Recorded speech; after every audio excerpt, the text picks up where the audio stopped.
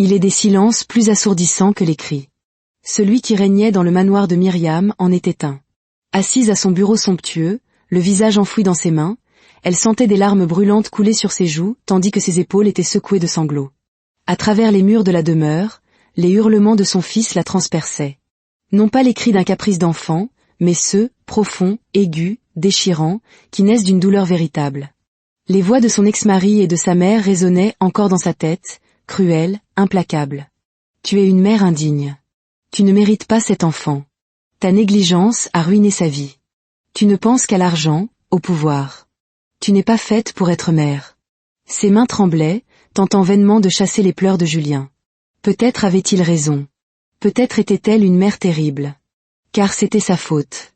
Son fils, son unique source de joie, avait couru sur la route pour rattraper son ballon de football et avait été percuté par une voiture. Une voiture qu'il avait laissée avec des blessures qui changeraient sa vie à jamais. Elle ne pouvait plus supporter sa vue. Elle s'était enfuie de sa chambre au début de sa séance de kinésithérapie pour s'enfermer dans son bureau. Maintenant, seule, la culpabilité la dévorait vivante. Tout avait commencé 3 mois plus tôt. Une journée qui aurait dû être ordinaire.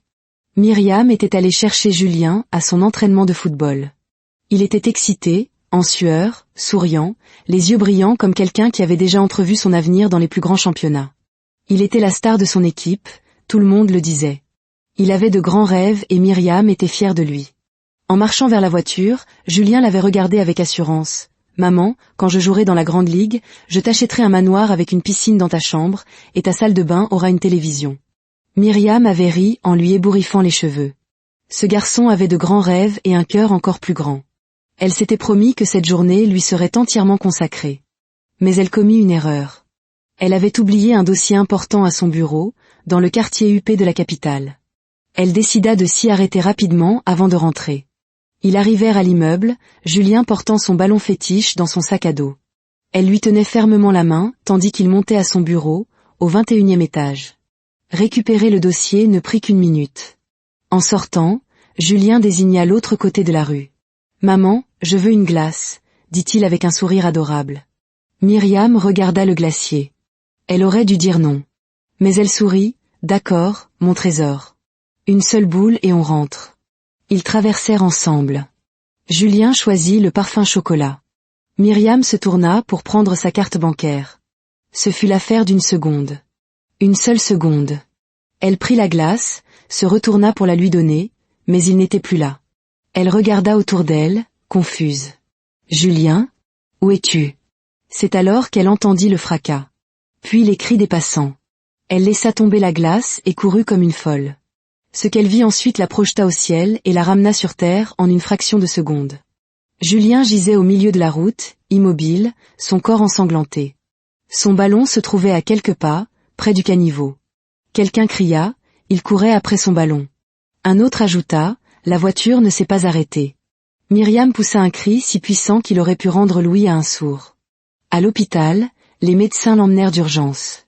Myriam, assise sur le sol froid du couloir, priait toutes les prières qu'elle connaissait. « Mon Dieu, prenez ma vie, mais pas celle de mon fils. » Le médecin sortit enfin, le visage grave. « Madame, l'état de votre fils est critique. Il a de multiples blessures internes. Nous avons fait de notre mieux pour le stabiliser. » Myriam hocha la tête, puis s'évanouit. 1 mois plus tard, Julien se réveilla. La joie de Myriam fut de courte durée. Le médecin la convoqua, sa moelle épinière était touchée. Une chance sur 2 qu'il ne remarche jamais. Le monde de Myriam s'effondra à nouveau. Puis vinrent son ex-mari, Fémi, sa mère et sa sœur. Non pour la réconforter, mais pour la poignarder avec leurs mots. « Tu portes malheur. Tu as tué tes parents, et maintenant tu veux tuer ce garçon. » Myriam ne répondit pas. Elle se disait qu'elle méritait ces insultes. Après 3 longs mois, Julien sortit de l'hôpital. Mais les choses empirèrent. Il refusait de manger, de sourire, de jouer. Il passait ses journées dans son fauteuil roulant, le regard fixé sur le terrain de football que Myriam avait fait construire pour lui dans le jardin. Il hurlait lors des séances de thérapie. Il était en colère, épuisé, complètement renfermé. Et Myriam voyait son fils disparaître sous ses yeux. Avant ce drame, Myriam Adakoun était une femme de pouvoir. Elle avait hérité d'un empire et l'avait fait prospérer. Audacieuse, respecté, redouté. Puis elle avait rencontré Fémy. Charmant, séduisant. Elle avait cru tout avoir, le mariage, un fils, le succès. La réalité la frappa lorsqu'elle le surprit au lit avec leur employé de maison. Elle lui pardonna, pour ne pas élever Julien seul. Mais les infidélités continuèrent. La trahison ultime fut quand son grand-père la prévint que Fémy tentait de lui voler son entreprise. Elle demanda le divorce. Elle aurait voulu le faire emprisonner, mais Julien la supplia de pardonner à son père. Et elle l'avait fait. Et la voilà, assise dans le silence, noyée dans la douleur. Julien ne pouvait plus marcher. Et Myriam ne savait plus qui elle était. Ce qu'elle ignorait, c'est qu'un homme allait bientôt entrer dans sa vie. Non pas avec des fleurs ou de belles promesses, mais avec une machette et un ballon de football. Et à partir de ce moment, tout allait changer. 1 mois après le retour de Julien, Myriam avait déménagé les opérations de son entreprise à domicile. Ses yeux devaient être sur son fils, 24 heures sur 24. Elle transforma la maison en centre médical, engageant les meilleurs spécialistes que l'argent pouvait acheter. Mais rien ne changeait. Julien restait muré dans son silence. Un après-midi, Mama Ada, la gouvernante, frappa doucement à la porte de son bureau. Calme et digne, cette femme d'une 60aine d'années était avec Myriam depuis la naissance de Julien. « Madame, le jardinier a démissionné », dit-elle d'une voix douce. « Il est tombé gravement malade. Le jardin commence à ressembler à une forêt vierge. Nous avons besoin de quelqu'un. » Myriam soupira. « Allez-y, engagez qui vous voudrez. » 2 jours plus tard, un homme grand, à la peau sombre et à la carrure imposante, franchit le portail du domaine.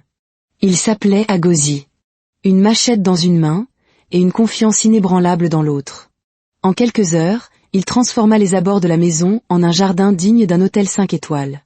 Mama Ada, l'observant par la fenêtre, murmura « Celui-ci n'est pas un jardinier ordinaire ». Le lendemain matin, elle interpella « Jeune homme, pourriez-vous entretenir le petit terrain de football, près de la fenêtre du garçon ?» Agosi accepta avec un sourire. Alors qu'il ratissait les bords du terrain, il aperçut quelque chose sous une haie. Un ballon de football. Vieux, légèrement dégonflé, mais encore fier. C'était le ballon de Julien. Agosi le dépoussiéra et sourit comme s'il avait trouvé un trésor. Et c'est là que tout commença. Il se mit à jongler au milieu du terrain. Mais il était évident qu'Agosi ne savait absolument pas jouer au football. Chaque frappe était manquée, chaque rebond, capricieux. Il ressemblait plus à un homme effectuant une punition qu'à un joueur s'amusant. Il tenta un dribble et tomba lourdement sur son postérieur. Mais il se releva et recommença. À la fenêtre de sa chambre, Julien observait en silence. D'abord, un simple regard. Puis, un sourcil qui se lève. Et soudain, sans crier gare, un petit rire s'échappa. Puis un autre, plus franc, plus sonore, un rire qui n'avait pas résonné dans ses murs depuis des semaines. Julien riait aux éclats quand Agosi tenta une pirouette à la Cristiano Ronaldo et faillit se briser la taille. Sa nurse en laissa tomber son téléphone, stupéfaite. À partir de ce jour, quelque chose changea. Chaque matin, après sa tournée, Agosi se rendait sur le terrain pour son rituel de football calamiteux. Et chaque matin, Julien était à sa fenêtre, attendant ce spectacle secret. Il riait des chutes, des grognements et des célébrations de buts imaginaires d'Agosi. C'était la seule chose qui ramenait de la joie dans la maison. 2 semaines plus tard, un événement incroyable se produisit. Julien demanda à sa nurse, « S'il vous plaît, pouvez-vous m'emmener sur le terrain pour prendre l'air ?» La nurse resta figée, la bouche si grande ouverte que des mouches auraient pu y tenir une réunion. En quelques minutes, Julien était dehors. Agosi jonglait déjà, sans talent ni honte. Julien s'approcha. « Excusez-moi, monsieur. Vous êtes vraiment nul au football. » Agosi éclata de rire. « Ah, désolé de t'ennuyer. Quand j'étais petit, ma mère disait que j'avais des jambes en bâton de bois sec. Elle m'a interdit le football. » Julien rit de nouveau. « Mais vos jambes ont l'air normales. C'est parce que j'ai mangé beaucoup d'igname et de haricots. C'est plein de vitamines W, X, Y et Z. C'est très puissant. » Julien fut pris d'un fou rire incontrôlable. « Vitamine W, X, Y, Z ? Ça n'existe pas. Ce n'est pas dans tes manuels, jeune homme. Ça, on l'apprend avec l'expérience. » Les deux riaient comme de vieux amis.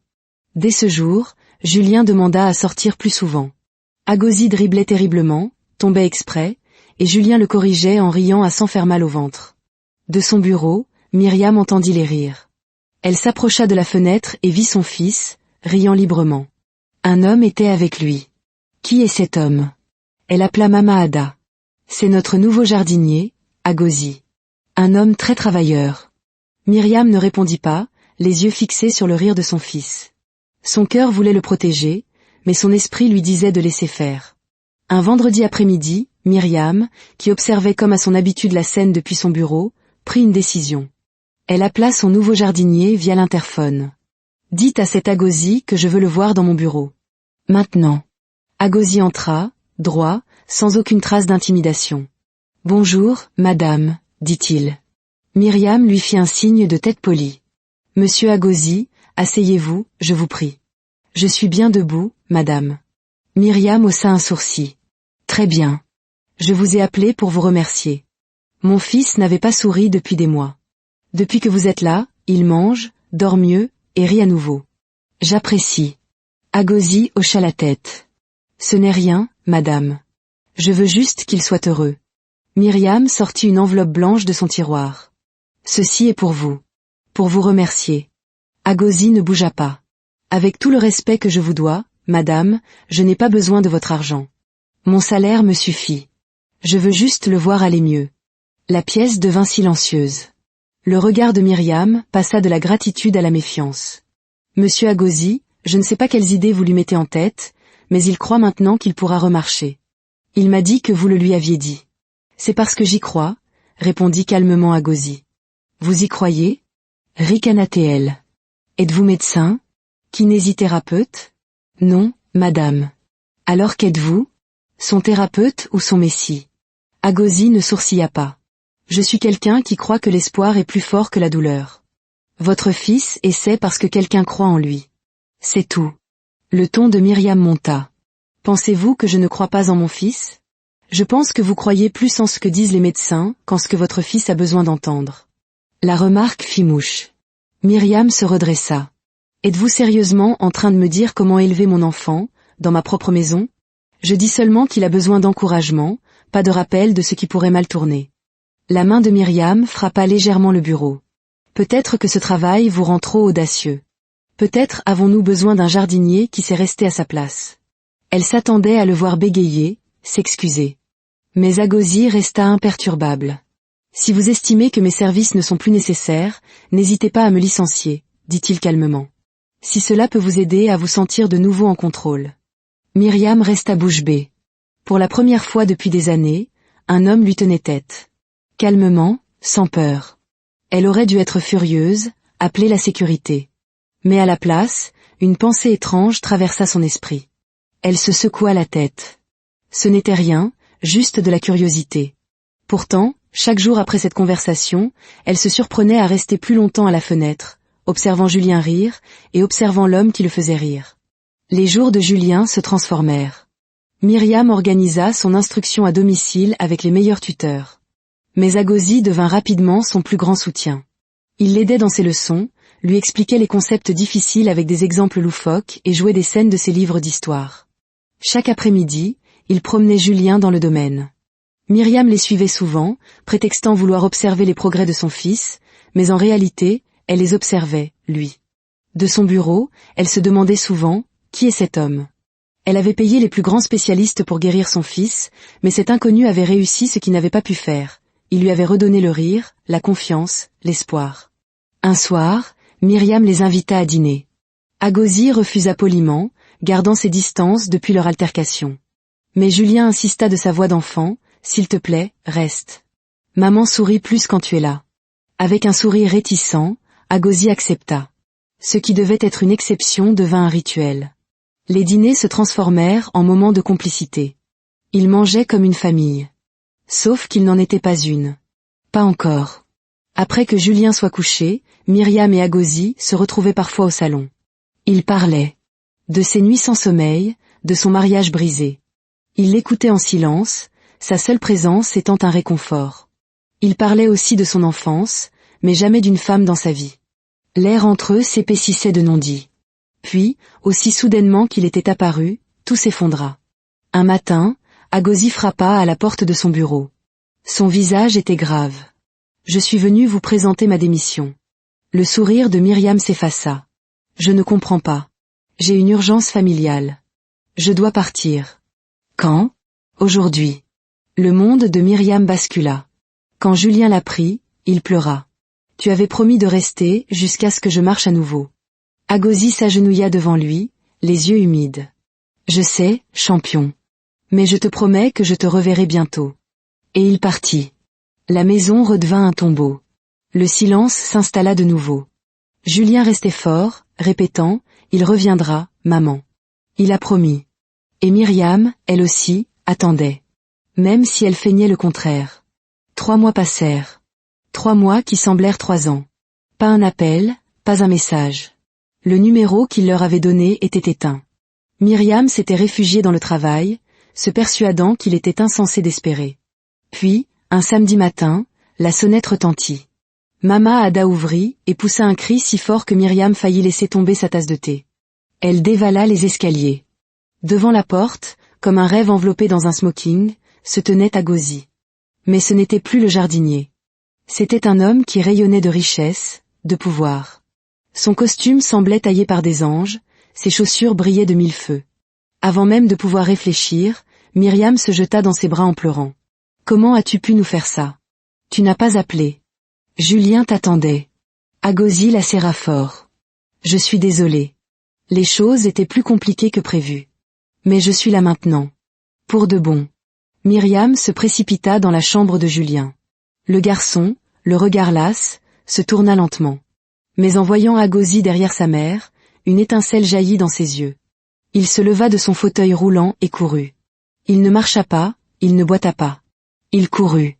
Il se jeta dans les bras d'Agosi, riant, pleurant, criant tout à la fois. Je t'avais dit que je remarcherais. Tu avais dit que je le ferais et je l'ai fait. Myriam, figée sur le seuil, laissait couler des larmes de pure joie. Plus tard ce soir-là, sur le balcon, Agosi parla. Je ne suis pas un jardinier, Myriam. Je ne l'ai jamais été. Je suis le PDG du groupe Aurelian. Une multinationale. Plus grande que ton entreprise, en fait. J'avais besoin de faire une pause, de vivre comme un homme ordinaire.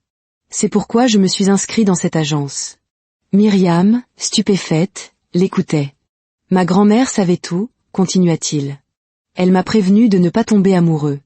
Mais quand je suis rentré, la première chose qu'elle m'a demandé a été « Alors, quand épouses-tu cette femme de caractère et son fils ?» Myriam éclata de rire. « Ta grand-mère me connaît ? Cette femme ? Elle sait tout. Elle m'a dit « Cette Myriam, c'est le feu et le tonnerre. Épouse-la, ou je te déshérite. » Agosi se pencha et l'embrassa tendrement sur la joue. « Si tu me laisses tailler tes fleurs, tondre ta pelouse et réparer tes clôtures pour toujours, je serai l'homme le plus heureux du monde. » Myriam rougit. « Es-tu en train de me demander en mariage ? Oui. Me laisseras-tu être ton jardinier pour la vie ? Il rit. Nous sortons ensemble depuis le premier dîner que tu m'as offert. Tu ne le savais juste pas. Quelques mois plus tard, Myriam et Julien emménageaient dans la demeure d'Agosi. Julien poursuivait sa rééducation, et chaque soir, il jouait au football dans le jardin. Myriam dirigeait son entreprise, Agosi la sienne. Mais à la maison, ils étaient simplement une famille. Mari, femme, fils. Et un autre en route. Myriam était enceinte de 6 mois. Un soir, Julien déclara fièrement, « Maman, quand je jouerai dans la grande ligue, je t'achèterai le plus grand avion de la ville. » Et Myriam, riant et pleurant à la fois, répondit, « J'ai déjà tout ce dont j'ai besoin. » Ainsi, dans le jardin de leur vie, où le désespoir avait un temps régné, l'amour avait finalement planté ses racines, promettant une récolte de jours heureux.